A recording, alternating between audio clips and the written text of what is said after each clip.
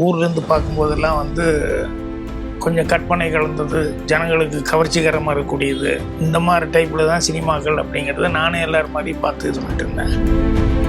முந்தானை முடிச்சு என்பது கற்பகம் படத்தினுடைய ஒரு இன்ஸ்பிரேஷன் நம்ம நினைச்சு பார்க்கலாமா? முதல்ல இன்ஸ்பிரேஷன் அப்படிங்கிறது வந்து உங்க தாட்ஸை நீங்களே வந்து எடிட் பண்றதுல ரிஃபைண்டா நிர்தாட்சணியமா இருப்பீங்க. ஆமா, அது நான் வந்து தயவுதாட்சணியமே பார்க்க மாட்டேன். பல தடவை பல சீன்களை மாற்றி மாற்றி சொல்லிட்டு இருப்பேன். சார் நைட் அந்த சீன் சொன்னேன், கரெக்டாக நல்லா இருந்ததுயா, நான் எல்லாம் மைண்டில் வச்சுட்டேன். இல்லை சார் எண்டு பிடிச்சேன் விளையாடுறியா, நான் மைண்டில் எல்லாம் ஏற்றியாச்சுங்கிற இப்போ வந்து சேஞ்ச் போய் தூக்கிட்டு பண்ணி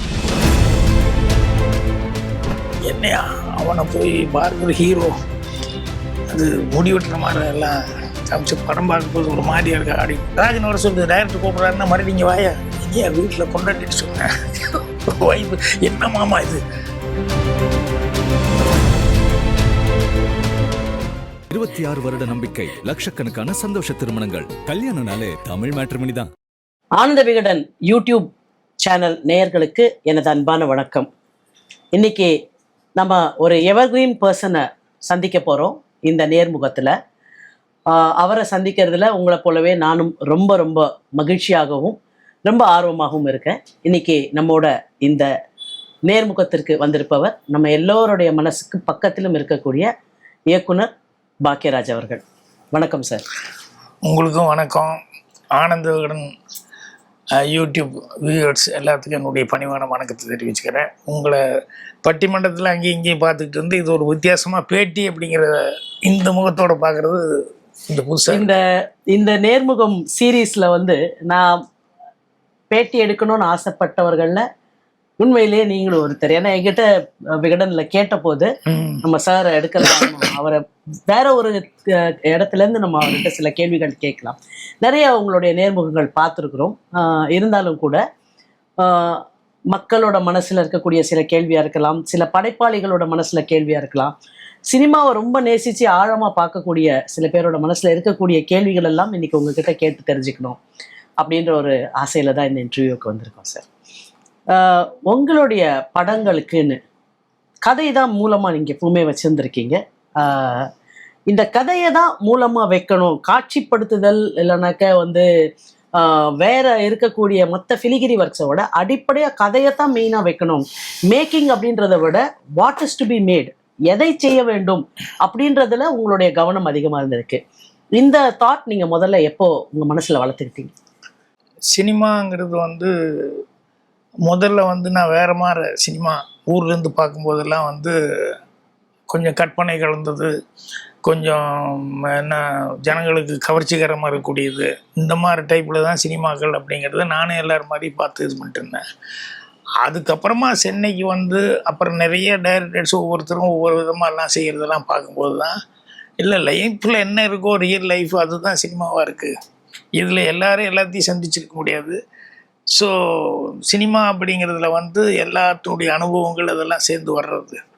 அதனால் முடிஞ்ச வரைக்கும் இதற்கு கற்பனையாக வந்து யோசிச்சுட்டு இருக்கிறத விட அது ரியல் லைஃப்பில் நடக்கிறதே வித்தியாசமாக இருக்கும். எத்தனையோ விஷயங்கள் நம்ம மனசை பாதிச்சிருக்கோம். அந்த மாதிரி விஷயங்களாக எடுத்து சினிமா பண்ணால் நல்லாயிருக்கும், ஜனங்களுக்கு ரொம்ப க்ளோஸாக இருக்கும், நியராக இருக்குன்னு சொல்லுவாங்க இல்லையா, ஈஸியாக ஐடென்டிஃபை பண்ணிக்கிறது அப்படியெல்லாம் இருக்கும் அப்படின்னு சொல்லிட்டு அந்த ஒரு இதில் தான் அந்த முதல்ல கதை பண்ணும்போதெல்லாம் வந்து இந்த சினிமா பார்த்து அந்த சினிமா பார்த்து சரி இப்படி தானே அப்படின்னு சொல்லி இது ட்ரையாங்கிள் ஃபார்முலா, இது இந்த ஃபார்முலா அந்த ஃபார்முலான்லாம் நம்ம சிலது யோசிச்சுட்டு அதெல்லாம் விட்டுட்டு சூரலாட்சத்தங்கள் ஸ்டார்ட் பண்ணும்போது சினிமாவுக்கு வந்து அந்த அசிஸ்டன்ட் அனுபவத்தில் ரியல் லைஃப்பில் என்ன இருக்கோ நம்மளை என்ன பாதிச்சதோ அதுக்கு கொஞ்சம் கண்ணுக்காது மூக்கு வச்ச மாதிரி எடுத்துக்கிறது நல்லாயிருக்கும் அப்படின்னு சொல்லி. இப்போ நீங்கள் கேட்ட மாதிரி காட்சி அமைப்பு, வசனங்கள் அல்லது வேறு மற்ற டெக்னிக்கெல்லாம் இருக்குது. இது எல்லாமே என்னென்னா இந்த கதைங்கிறது விதமாக அது கொஞ்சம் வீரியமாக இருந்தால் தான் மீதி எல்லாமே கொஞ்சம் கரெக்டாக இருக்கும். ஸோ கதை வந்து ஒரு வீரியமாக இல்லை அப்படின்னு சொன்னால் காட்சி அமைப்பு என்ன பண்ணாலும் அது ஆர்டிஃபிஷியலாக இருக்கும், அதோட ஒத்து வராமல் கொஞ்சம் அவையாக இருக்கிற மாதிரி இருக்கும். நல்லா இருக்குது அப்படிங்கிற மாதிரி இருக்கும். இருந்தால் கூட என்ன இது எடுத்துக்கிட்டதுக்கு இதுக்கும் அது வித்தியாசமாக இருக்கு அப்படின்னு. இப்போ எப்படி சினிமாவில் திடீர்னு பாட்டு வரும்போது எங்கேயா இந்த காலத்துலலாம் இப்படியெல்லாம் பாடுறாங்களா, எந்த காலத்தில் வந்து இப்படி மரத்தை சுற்றி பாடுறாங்கன்னு இருக்கும் இல்லையா, அந்த மாதிரி சில விஷயங்கள் ஆர்டிஃபிஷியலாக இருக்கலாம். மற்றபடி முடிஞ்ச வரைக்கும் இயல்பாக இருந்தால் அது நல்லா ஒரு ஆர்டிஸ்டிக் லைசன்ஸ். ஓகே, என்டர்டெயின்மெண்ட் பார்ட்டுக்கான விஷயங்கள் பாட்டு ரசிக்கிறாங்க. அந்த காலத்துல அது பழக்கப்பட்டு போன ஒண்ணு. ஒரு 2.5 மணி நேரம் படத்துக்குள்ள பாடல்களை வந்து ஒரு ஆல்பமா கண்டெயின் பண்ணி எடுத்து வச்சிடலாம். ஆமா, அந்த ஆல்பம் ஓரளவுக்கு கதைக்கு பொருத்தமா இருக்கும்னாக்க இந்த ப்ராசஸ் ஆஃப் அந்த மூடுக்கு செட் ஆகுற மாதிரி இருக்கணும். ஓகே, நம்ம ஒரு டூயட் போடுறதோ இல்லை வேற மாதிரி பேத்தாஸ் பாடுறதோ அந்த மூடோட ஒட்டி வந்தது அப்படின்னு சொன்னா மூடோட ஒட்டின்னு வரும்போது இந்த பாடலை பத்தி உங்ககிட்ட கேட்காம இருக்க முடியாது. முந்தானை முடிச்சுல வந்து சின்னஞ்சிறு கிளியே சித்திரப்பூவே, அது வந்து முழு அந்த அந்த மொத்த கதையுமே வந்து உங்களுக்குள்ள இருக்க ஒரு கான்வர்சேஷன். அதாவது அந்த ஹீரோயினோட மனசுக்குள்ள இருக்கிற கேள்விகள், உங்களை நோக்கிய கேள்விகள், அதுக்கான உங்களோட பதில்களாகத்தான் அந்த பாடல் இருக்கும்.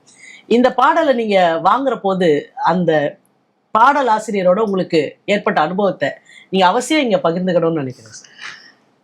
இல்ல, அந்த பாட்டுக்கான சூழலே வந்து எனக்கு என்னன்னா, நான் பார்த்த ஒரு படத்தினுடைய பாதிப்பு தான் அது. சரி, அது சின்ன வயசுல டென்ட்ல எல்லாம் படம் பார்ப்போம் இல்லைங்களா, அப்பெல்லாம் அதிகமாக டென்ட்ல பார்க்கறது தான் அதிகமாக இருக்கும். அப்படி வந்து நான் பார்த்துருக்கும் போது வந்து காத்திருந்த கண்கள்னு ஒரு படம், ஜெமினி சாவித்திரி நடித்தது. அதில் ஒரு சாவித்திரி லவ் பண்ணுவா, அந்த சாவித்திரி போயிடுவா. ஆனால் இன்னொரு சாவித்திரி சந்தர்ப்ப சூழ்நிலையால் மனைவி ஆயிடுவா. ஸோ அவகிட்ட இருக்கிற எல்லா குவாலிஃபிகேஷனும் இவர்கிட்ட இருக்காது. ஸோ அப்பப்போ ஒரு டவுட் வரும், இவ சமாளிச்சுக்கிட்டே இருப்பாள். இந்த பொய்யான சாவித்திரி உள்ளே வந்தா இல்லையா மனைவியா அப்படின்னு சொல்லிட்டு, நடுவில் குழந்தையும் வந்துடும். அவங்க 2 பேர்த்துக்குள்ள ஒரு சண்டை வரும்போது இப்போ அந்த இடத்துல ஒரு சாங் சிச்சுவேஷன் வச்சுருந்தேன். அதில் வந்து ஜெமினி அவர்கள் வந்து அவர்கிட்ட டைரெக்டாக இப்படி என்னதான் இருந்தாலும் மனைவி கோபம் வருது, திட்டுறோம், முடிக்கிறோம், அதுக்காக எந்நேரமும் நம்ம அவ்வளோ வெறுத்தோம் அப்படின்னு இருக்கக்கூடாதுங்கிறதுனால வந்து அவர் மனக்குறையை வந்து அந்த குழந்தைகிட்ட பாடுற மாதிரி, வளர்ந்த கலை மறந்து விட்டால் கேளுடா கண்ணா அதை மறுபடியும் அப்படின்னு சொல்லிட்டு அவர் வரைந்து வைத்த ஓவியத்தை பாருடா கண்ணா அப்படிங்கிற மாதிரி ஒரு அது. வளர்ந்த கலை மறந்து விட்டால் கேளடா கண்ணா, மனதில் என்றோ எழுதி வைத்தேன்னு கூறுடா நேற்று வரை நடந்ததெல்லாம் போகட்டும் கண்ணா, இனி என்னிடத்தில் கோபம் என்று வாழச் சொல் கண்ணா. ஸோ இது கவுண்டராக ஒருத்தருக்கு ஒருத்தர் பதில் சொல்லிக்குவாங்க, அதுலேயே அவங்களுடைய ஃபீலிங்ஸை வந்து சொல்லிக்குவாங்க. இது எனக்கு பார்க்கும்போது புதுசாக இருந்தது. 2 பேரும் வந்து இந்த நேரடி பேச்சுவார்த்தை இல்லாமல் வேற ஒருத்தர் மூலமாக பேசுறது அப்படின்னு சொல்லுவாங்க இல்லையா, அந்த மாதிரி வந்து வேற ஒருத்தர் மூலமாக அந்த பாடல்லையே வந்து அவங்க வந்து சொல்லிக்கிறதுங்கிறது அது படம் பார்க்கும்போது எனக்கு ரொம்ப பிடிச்சிருந்தது. என்னையாமல் அது எப்படியே மனசில் பதிஞ்சிருந்தது. ஸோ இந்த இடம் வரும்போது எனக்கு அந்த சின்னஞ்சேரிக்கிலேயே பாட்டில் வந்து இவர் ஒன்றும் அவ்வளோ தூரம் கோவப்பட்டு ஏதோ தப்பு பண்ணிட்டான்னு தெரியுது, இருந்தாலும் அது ஒரு கோபம் இருக்கத்தான் செய்யுது. ஆனால் அதுக்காக ஒரு பொண்ணை நம்ம அள வச்சுட்டு இருக்கோமே அப்படிங்கும்போது அவருக்கு அது ஒரு ஃபீலிங்கே இருக்கத்தான் செய்யுது. ஸோ அவளும் எவ்வளவோ போராடினாலும் இந்த ஆள் இன்னும் நம்ம பண்ண தப்பு மனசுலேயே வச்சுட்டு இருக்காருன்னு. ஸோ இந்த மாதிரி சுச்சுவேஷன் அந்த இடத்துல வரும்போது டக்குன்னு அந்த குழந்தைய வச்சுட்டு இவங்க 2 பேரும் பாடினா நல்லா இருக்கும் அப்படின்னு சொல்லிட்டு. இது ஒரு புதிய தெரப்பு தான் நீங்க சொன்னது, அந்த பாட்டோட இன்ஸ்பிரேஷன்ல இருந்து. பட் முந்தானை முடிச்சுன்ற படம் நான் இப்படி கேட்டா சரியா இருக்குமான்னு யோசிங்க. ஏர்னஸ்ட் ஃபிஷர்னு ஒரு எழுத்தாளர் வந்து ஆர்ட்ஸை பத்தி ஒரு புத்தகம் எழுதுகிறார். அதுல வந்து ஒவ்வொரு புத்தகமும் ஒவ்வொரு ஆர்ட்டுமே இல்லை ஒவ்வொரு கிரியேஷனுமே வந்து இமிட்டேஷன், இன்ஸ்பிரேஷன், கடைசியில் அது கிரியேஷன்ல போய் நிற்குது அப்படின்னு அதை கொண்டு போய் ஒரு 4 ஸ்டேஜஸாக நிறுத்துவார்.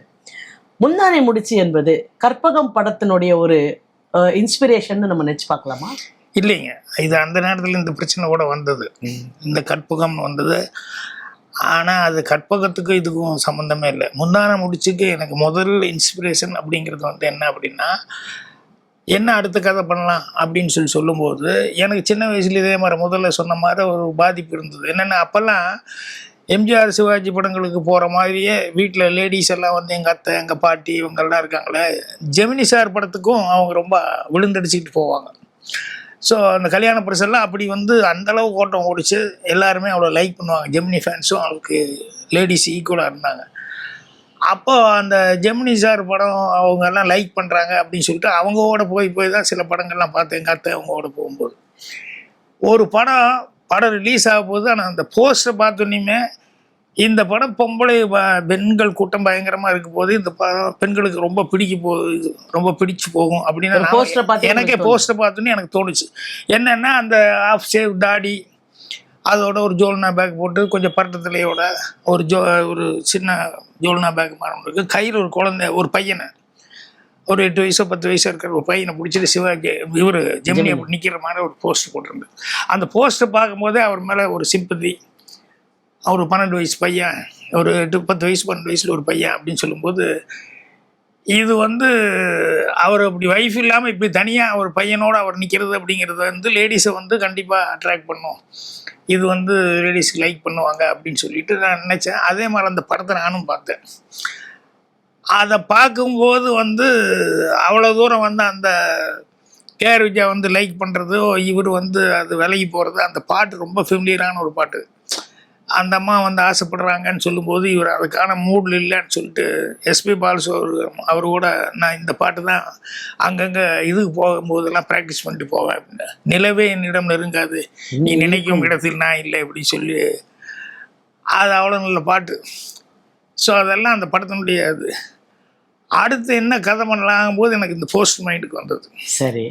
அப்போ நான் நினச்சேன், அவருக்கு லேடிஸ்க்கு எப்படி ஒரு லேடிஸ்கிட்ட ஒரு இது இருந்ததோ அதே மாதிரி நம்மளதும் நம்மளன்னா லேடிஸ் ரொம்ப லைக் பண்ணுறாங்க. நீங்க சொல்ற இந்த சித்திரத்தை பார்த்தா சில ஃபிலிம்ஸ்ல இப்போ வந்து ஒரு கோட் ஓவியத்துலேருந்து அப்படியே விஷுவலுக்கு போகும் இல்லையா? அதை ஆக்சுவலாகவே நீங்கள் எனாக்ட் பண்ணி பார்த்துருக்கீங்க உங்கள் வாழ்க்கையை. அது வந்து எந்த அளவுக்கு அவங்களுக்கு பாதிப்பு கொடுக்கும்னு நான் நினச்சேன். அதே மாதிரி படம் ரிலீஸ் ஆகியும் அந்த படம் வந்து அவ்வளோ பாதிப்பு கொடுத்தது. ஸோ இந்த மாதிரி நம்மளுக்கு அதே இமேஜ் இருக்குது லேடிஸ்கிட்ட. ஸோ நம்மளும் இந்த மாதிரி என்ன, ஆனால் இவ்வளோ அவர் ஏஜுக்கு அப்போ வந்து ஒரு 10 வயசு பையன் அப்படிங்கிறது கரெக்டாக இருந்தது.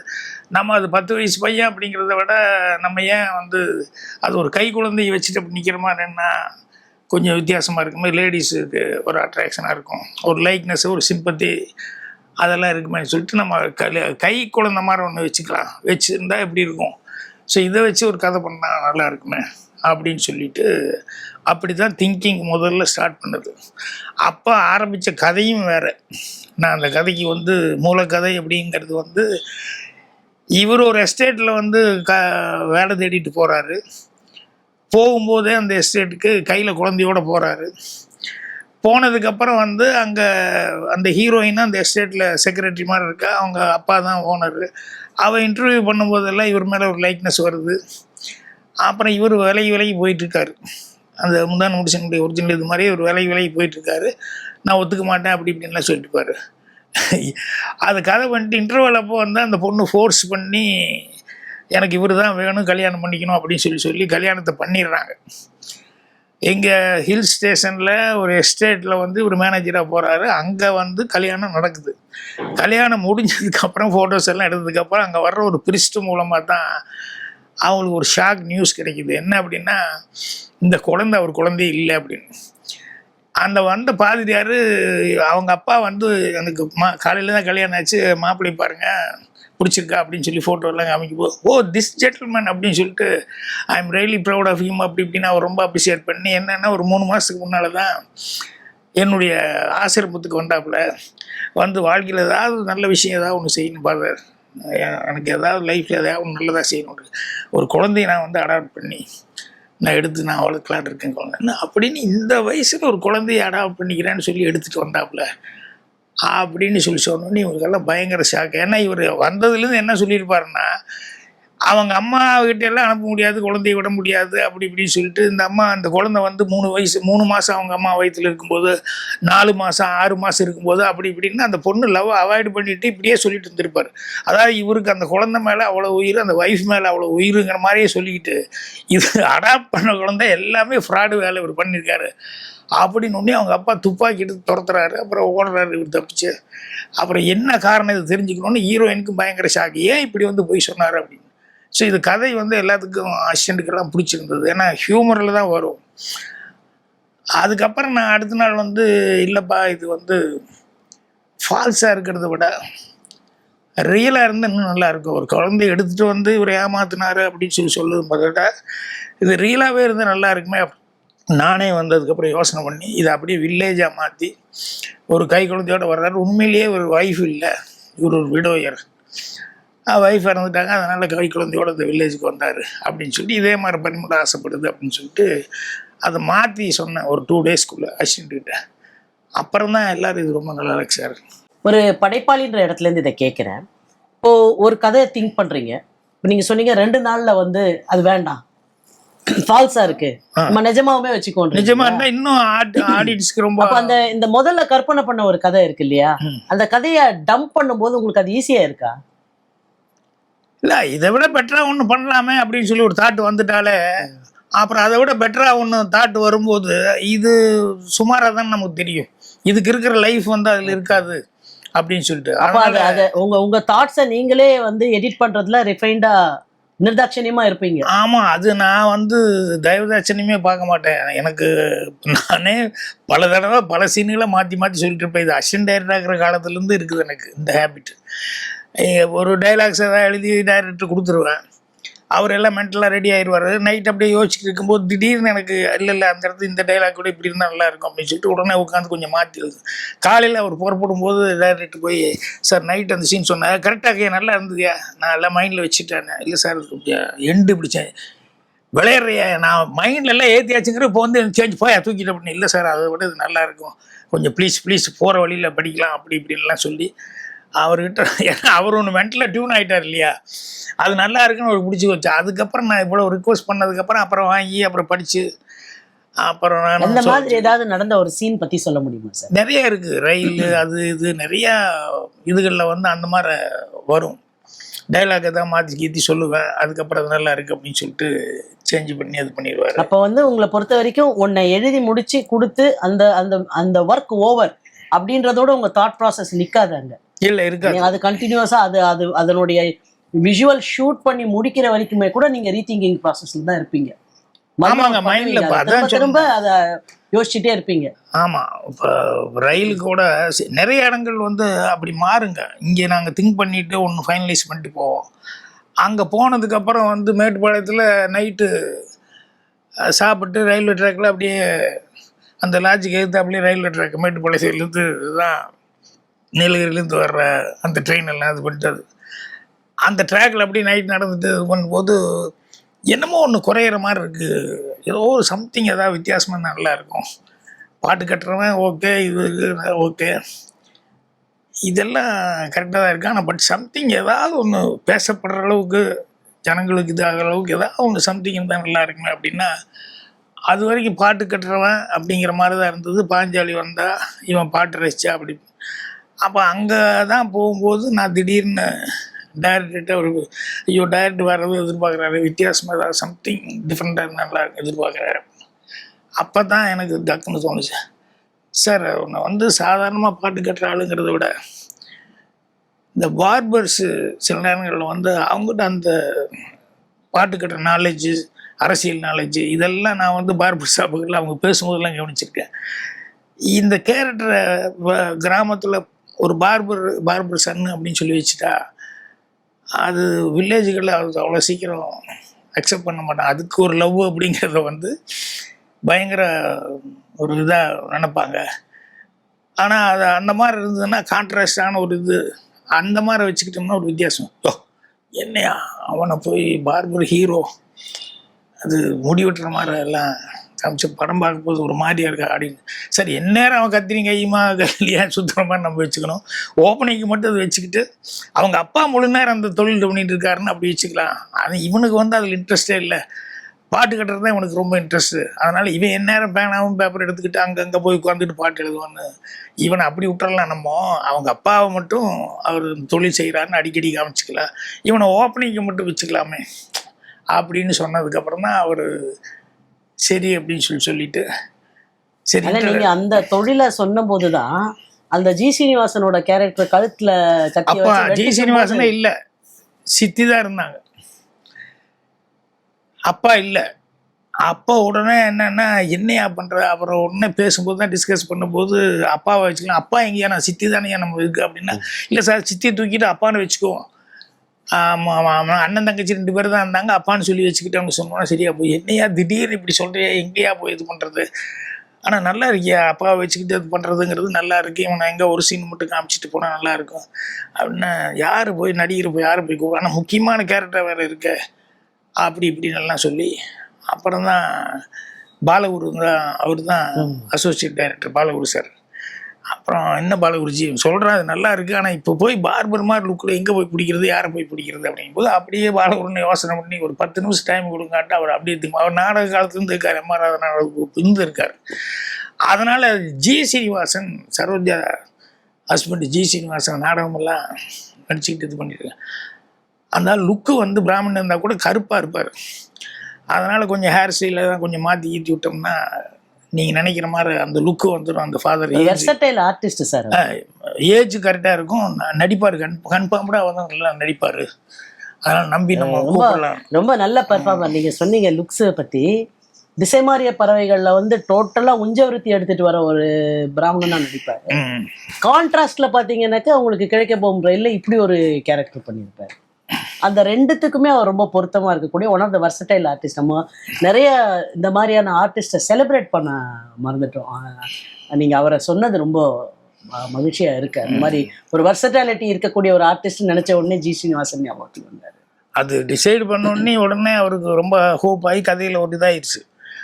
அதுக்கப்புறம் வீட்டுக்கு ரூமுக்கு வந்தார். வந்துட்டு சரியாக காலையில் இது பண்ணுவோம் அப்படின்னு பாலகுரு சார் சொல்லியாச்சுன்னா, அப்புறம் திடீர்னு ஒரு 10 நிமிஷத்தில் ராஜன் வர சொல்லிட்டு டைரக்டர் கூப்பிட்றாருன்னா மறுபடியும் இங்கே வாயா, இனியா வீட்டில் பொண்டாட்டிட்டு சொன்னேன் ஒய்ஃபு, என்ன மாமா இது பார்பர்னு சொன்னால் ஜனங்களுக்கு பிடிக்குமா, ஒரு மாதிரி ஏதாவது நினச்சிட்டாங்கன்னா என்ன பண்ணுறது, என்னையா இப்படி சொல்கிறாங்க, ஆடியன்ஸு கேட்கணுமில்ல, ஒய்ஃப்கிட்ட சொல்லும்போது இப்படி சார் அவங்களுக்கு இப்போ வழக்கமாக ரெகுலராக படம் பார்த்ததுனால அவங்களுக்கு வந்து டக்குன்னு இப்படி சைக்காலஜிக்கலாக இப்படி தான். ஆனால் அதுதான் நமக்கு எது அவங்க இது பலகீனமாயிருமோன்னு நினைக்கிறாங்களோ அதுதான் படத்துக்கு பலமாக இல்லை சார். அதை வந்து நீங்கள் போட்டு அவ்வளோ திறமையான ஒரு பர்சன் வந்து இங்கேருந்தும் வராரு அப்படின்னு நீங்கள் காட்டினது தான் அந்த படத்தினுடைய ஆகப்பெரிய புரட்சியாக அமைஞ்சுது கடைசியாக. இல்லை, அது கதைக்கு ரொம்ப பெரிய ப்ளஸ்ஸாக இருந்தது அந்த படத்தில். பாக்கி எல்லாமே வந்து அந்த கொஞ்சம் புதுசாக அந்த கதையை அவர் ஓகே பண்ணதுக்கு வந்து அந்த ரயிலில் எழுதி விடுறது, அந்த பாஞ்சாலின்னு சொல்லி பேர் வச்சது, கிளி வச்சுட்டு வர்றது, அது எல்லாமே லைவாக இருந்தது. இப்போ இது போட்ட உடனேயுமே இது என்ன ஆகிப்போச்சுன்னா படத்தினுடைய கலர் வந்து ஒரு ரெவல்யூஷனான ஒரு லவ் ஸ்டோரி அப்படிங்கிற மாதிரி வந்து அந்த கேஸ்ட் வைஸ் அப்படி வந்துருச்சு. இதெல்லாம் வந்து ஸ்பாட்டில் திடீர்னு முதல் நாள். ஏன்னா ஒரு எந்த படைப்பாளையுமே நாளைக்கு என்ன எடுக்கணும், நாளைக்கு என்ன பண்ணணும், ஏது பண்ணணும், அவன் முடிஞ்சு போச்சு.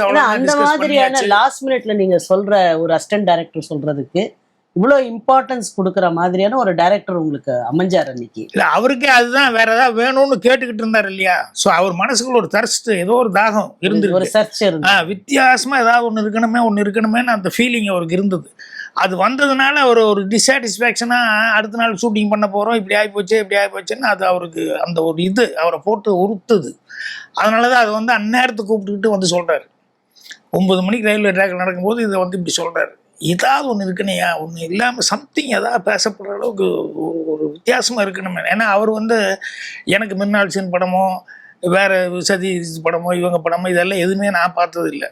நான் சினிமாலேருந்து போய் அங்கே மெட்ராஸுக்கு போகிற வரைக்கும் அதெல்லாம் சினிமா நம்ம ஊர் ஆளுங்க பாலச்சந்திர சார், பீம் சிங்கு, பந்தில் சார் படம், இவங்க அது ஸ்ரீதி சார், இப்படி தான் கேஜி படங்கள் பாட்டு போன மொழியே வேறு நார்த்தில் யார் இருக்கா, அது இருக்கா, இதெல்லாம் யாருன்னு தெரியாது. ஆனால் இங்கிலீஷ் படம், சண்டை படம் மட்டும்தான் பார்ப்பேன். ஸோ இவர் என்ன அப்படின்னா முதல்ல இருந்தே இந்த ஆர்டிஸ்ட், அந்த ஆர்ட் ஃபில்ம் அந்த டேஸ்ட் உள்ளவர். அதனால் சத்யஜித் ஆகட்டும், மிர்னால் சென் ஆகட்டும், இந்த மாதிரிலாம் இவங்களை பற்றியெல்லாம் வந்து அவர் சொல்லிக்கிட்டு போது டிஸ்கஷனில் சொல்லும் போது எனக்கே தெரியும், இப்படியெல்லாம் கொஞ்சம் வித்தியாசமாக திங்க் பண்ணவங்களே இருக்கிறாங்க போல இருக்கு அப்படின்னு சொல்லிட்டு அவங்க கதைகளை பற்றியெல்லாம் சொல்லிட்டு. ஸோ அந்த டேஸ்ட் இருந்ததுனால அவருக்கு சம்திங் அந்த மாதிரி வேணும் அப்படின்னு சொல்லிட்டு அவர் எதிர்பார்த்துக்கிட்டு சொல்லும்போது ஏன் இப்படி இருந்தால் வித்தியாசமாக இருக்குமேன்னு எனக்கு டக்குன்னு எனக்கு ஃப்ளாஷாக வந்தது. அதனால் நான் சொன்னேன். நீங்கள் கதையில் வந்து கதைக்களத்தை வந்து அடிப்படையாக வச்சுக்கிட்டு உங்களோட படங்களை நீங்கள் பண்ணீங்க. இப்போ நீங்கள் சொல்கிற இந்த தெரிப்புலேருந்து எனக்கு அந்த மாதிரியான ஷாம் பெனகலையோ இல்லை மிருனால் சென்னையோ இவங்க யாரையுமே எனக்கு தெரியாது. எனக்கு தெரிஞ்சதெல்லாம் இவங்கள தான் தெரியும். அப்பதான் கோயம்புத்தூர்ந்து ஃப்ரெஷ்ஷாக அப்போ தான் வந்து நான் இறங்க. அதை பின்னால வந்து ஒருவேளை எனக்கு அவங்களெல்லாம் தெரிஞ்சுதான் இன்னும் நான் பெட்டரா படம் பண்ணியிருப்பேன் அப்படின்னு உங்களுக்கு தோணிருக்கேன் இன்னைக்கு. அது இல்ல I was good this way, நான் என்னுடைய நேட்டிவிட்டியோட இருந்ததே எனக்கு பெட்டரா இருந்ததுன்னு நீங்க நினைச்சீங்களா? இல்லை, இப்போ கூட நான் வந்து அதை நான் ஃபீல் பண்ணல. அது இருந்திருந்தா இன்னும் மோர் அந்த மாதிரி நான் போயிருக்கணும். இந்த அளவுக்கு ஒரு ஹியூமர்லேயே எல்லாம் சொல்லிட்டு இருக்கிறது இருக்குல்ல, இதில் ஏதாவது டிஃப்ரெண்ட் வந்திருந்தாலும் வந்திருக்கலாம்.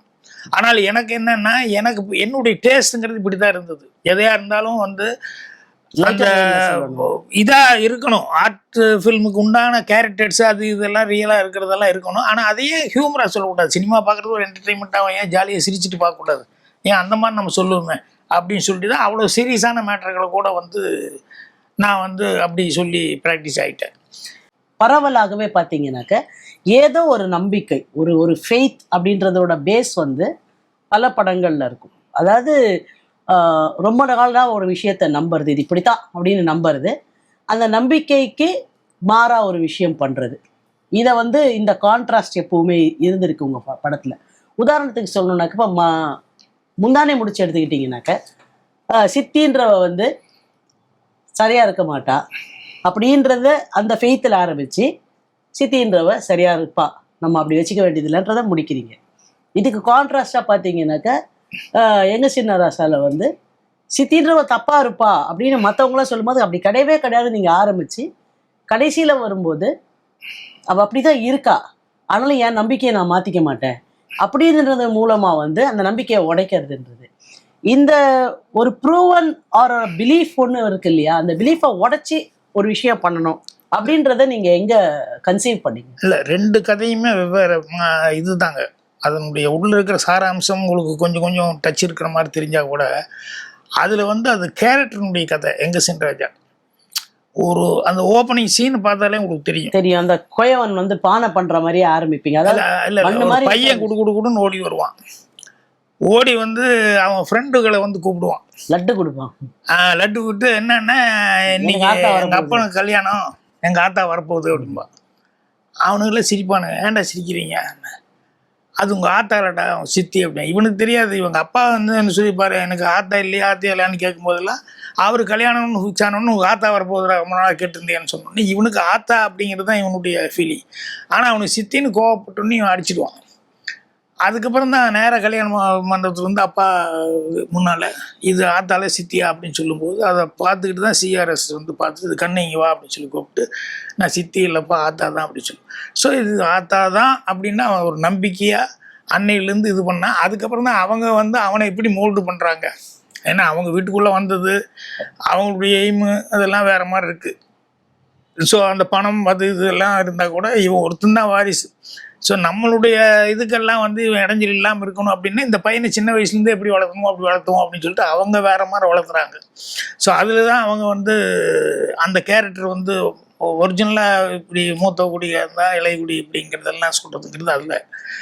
ஸோ ஆனால் இந்த கேரக்டர் மட்டும் மாறாமையே கடைசி வரைக்கும் அதே நம்பிக்கையிலிருந்து கடைசியில் கூட மரணம் வரும்போது கூட இப்பவும் நான் சொல்றேன், நான் அன்னைக்கு எனக்கு அந்த ரத்த போட்டு வச்சேன் இல்லையா, அதே தான் நான் இப்போ நினைக்கிறேன். என்னை பொறுத்த வரைக்கும் நீ தான் அந்த அளவுக்கு அவங்க ஆக்ட் பண்ணியிருப்பாங்க. கடைசியில் கூட இவன் அந்த ராதா கிட்ட இவ்வளவு சொல்லியே எங்கள் ஆத்தாலேயே நீ சந்தேகப்படுற, அது கிடையாது நான் உன்னை ப்ரூவ் பண்ணேன்ட்டு டப்புன்னு இவர் எடுத்து குடிச்சிடுவார். அப்போ கூட நம்பிக்கையில் தான் குடிக்கிறாரு. அந்த பாய்சன் பிளட்டு வெளியே வரும்போது தான் இவருக்கு அப்போ தான் தெரியுது அவர் சொன்னதெல்லாம் கரெக்டு தான் போல இருக்கு அப்படின்னு விஷம்தான் வச்சுருக்காங்க போது அம்மா கிட்ட கடைசியாக வந்து அந்த டைலாக் பேசுவான். ஸோ கேரக்டர் கதையா போயிட்டேனாக்க நம்ம பழக்கத்துல வந்து நீ வந்து மகனேன்னு ஒரு தடவை, அது என்ன கர்ணனோட இன்ஸ்பிரேஷனா ஒரு தடவை மடியில போட்டு? அதெல்லாம் ஒன்றும் இல்லைங்க. ஸோ அது அந்த மூடுக்கு அது எனக்கு தோணுச்சு, அவ்வளோதான். அது கர்ணன் இன்ஸ்பிரேஷன் அப்படிங்கிறதெல்லாம் ஒன்றும் இல்லை. ஆனால் அந்த நேரத்தில் அவன் என்ன பண்ணுவான், என்ன கேட்பான் அந்த கேரக்டர். தன்னால நம்பிட்டு இருந்தால் கடைசியில் விஷந்தானா அப்போ கூட வேண்டாம் என் நம்பிக்கை பொய்யா வேண்டாம் அப்படின்ட்டு எனக்காக ஒன்று பண்ணுன்னு அவனுக்கு அந்த ஃபீலிங் தானே, மகனேன்னு உண்மையாகவே என்னை ஃபீல் பண்ணி கேட்கணும் அப்படின்ட்டு. அதனால் அதுதான் நினச்சேன். பின்னால் தான் இதெல்லாம் வந்து நம்ம மகாபாரதத்துலேயும் அதில் எல்லாம் இல்லாத எதுவுமே இருக்காது. ஆனால் இதை பார்த்து தான் செய்யணுங்கிறதுல நம்ம ஒரு வாழ்வினுடைய ஒரு முக்கியமான கட்டத்துக்கு போகும்போதெல்லாம் இது எங்கேயோ ஒரு இடத்துல அங்கே சொல்லியிருப்பாங்க, எங்கேயோ ஒரு இடத்துல ஏதோ ஒரு விதத்தில் சொல்லியிருப்பாங்க. ஸோ அது அந்த மாதிரி கதையாக போயிடுச்சு. இந்த முந்தானை முடிச்சு எடுத்துட்டிங்கன்னா இவருக்கு பயம் என்னன்னா, இளையதாரமும் அடுத்தது இன்னொரு கல்யாணம் பண்ணோம்னா அவளுக்கு ஒரு குழந்தை பிறந்தா இந்த குழந்தைய கரெக்டாக பார்த்துக்குவாளான்னு ஒரு பயத்தில் அது எதுக்கு அந்த வம்புங்கிறதுல அவர் ஸ்ட்ராங்காக நின்னார். ஸோ அவர் கேரக்டர் சேஞ்ச் ஆகிறது தான். ஸோ அது கேரக்டர் இதுல இந்த அம்மா கேரக்டர் சேஞ்ச் ஆகும், அதுல அந்த ஐயாவோட கேரக்டர் அவர் வந்து அவருக்குள்ள இருந்த ஒரு பயம், ஒரு காம்ப்ளெக்ஸாக ஃபீல் பண்ணிருப்பார். ஏன்னா ஊர் உலகத்தில் இப்படி சொல்கிறாங்களே அப்படின்னு சொல்லிட்டு அதில் கூட ஒருத்தன் ஒரு டைலாக் சொல்லுவான், மூக்கு விழுக்காத கழுதை கிடைச்சாலும் கிடைக்கும், ஆனால் மூத்துக்குடி குழந்தை கெஞ்சிற இலையுடி எங்கேயா கிடைக்கும் அப்படிங்கிற மாதிரிலாம் சொல்லுவாங்க சினிமாவுக்கு போகிற சீனில். ஸோ அவருக்கு என்னென்ன எல்லாரும் சொல்லி அவர் கண்கூடாக வேற ஒன்று பார்க்குறாரு. என்னென்னா இவங்க அம்மா வேற அவங்க அம்மா வேற, ஒரு பையன் கை நீட்டுறான்னு சொன்னோம்னா கை பூரா கூப்பிடிச்ச மாதிரி இருக்குது, என்னடானா பெரம்புல அடிச்சது சூடு வச்சுது அப்படின்னு. ஸோ அவர் பாயிண்ட் ஆஃப் வியூவில் பூரா அது நிஜம்தான் அப்படிங்கிற மாதிரியே அவர் நினச்சதுனால தான் அந்த பயத்தில் தான் அவர் வாழ்ந்துட்டு இருக்காரு. கடைசியில் அந்த டீச்சர்லாம் வந்து தீபா கேரக்டர்லாம் பேசினதுக்கப்புறம் அவள் எந்த மாதிரி கேரக்டர் அப்படின்னு சொல்லி ஒரு ரியலைஸ் ஆயிடுறாரு. அது அவர் கர்ப்பத்தடிக்கு போகிறதுக்கு முன்னாலேயே ரியலைஸ் ஆயிடுறாரு. அது ஆகிதான் பூ வாங்கிட்டு வர்றாரு. அப்போ தான் அவள் உச்சகட்டமாக அதை பண்ணியிருக்கான்னு சொல்லி அவருக்கு தெரியுது. ஸோ அதுக்கு முன்னாலேயே கூட இதுக்காக தான் அவர் சேஞ்ச் ஆனாங்கிறது இல்லை, அதுக்கு முன்னாலேயே கூட அவர் அந்த டீச்சர் சொல்கிற சீன்லேயே அவர் நினச்சி பார்த்து எல்லாத்தையும் அவர் சேஞ்ச் ஆகிட்டாரு. ஸோ இந்த கேரக்டர் சேஞ்ச் ஆகுது. இது ஹீரோ அந்த சித்தி அதுங்கிறது கிடையாது அப்படின்னு சொல்லி அங்கே வந்து ஆத்தா நம்ம வச்ச நம்பிக்கையில் அந்த ஆத்தா சேஞ்ச் ஆகிறான். அவருடைய 2 படங்கள் எடுத்து கம்பேர் பண்ணாக்க இதுல ஒரு கேரக்டர் சேஞ்ச் ஆயிருக்கும், இதுல ஒரு கேரக்டர் காமன். ஃபல்க்ரம் பார்த்தீங்கன்னா 2த்துலையுமே ஒரு நம்பிக்கை. இப்போ அந்த நாட்கள்ல வந்து நீங்க கடைசியில சொல்லுவீங்க, நீ அறுத்து எடுக்கோ, அது அறுத்து எடுக்க உன்னால முடியாது இல்லை அப்படின்னு நீங்க கேட்குறீங்க. முடியும்ட்டாக்க என்ன பண்ணுவீங்க? இப்போ நம்ம அந்த கதையை சொல்லும் போதே வந்து